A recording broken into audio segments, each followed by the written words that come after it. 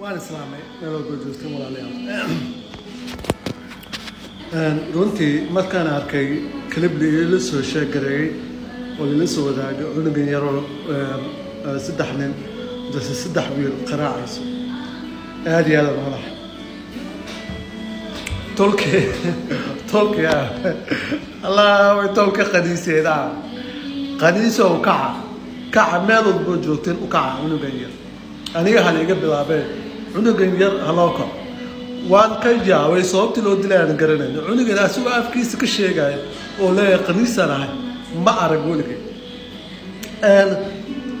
waa cunug yar oo iska baashaalaayo oo dadka aan qabsanin oo mar walba aan iska ciyaarayo haddii markaa xoogaho laga arkay jilaac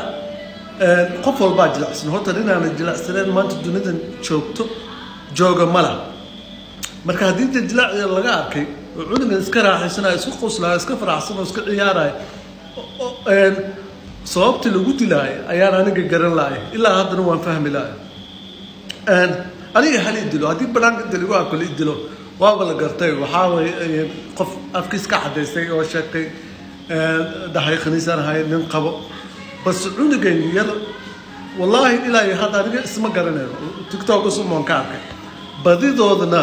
markay dadka faraxsan yihiin mise dadka khaniisiin way soo doontaan way igu soo Instagram igu soo raadiyeen Facebook igu soo raadiyeen cunugan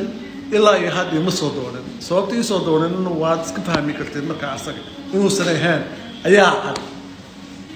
marka walaalayaal waxaan iska dahay waxaan waa foolxumo aad iyo aad ay foolxun tahay baa la qaraac ilmaha yaroo way badan yihiin Soomaaliya hadda dil yiraahdo TikTok wax ka badan ma laha inta ciyaarayso dhookinayso maal qaraac nin walba maal iska qaraac iya cunuga yar maxaa lagu qaraacay hal iga soo jaahil bixi taas aniga aan fahminayo waan islaamay meel walba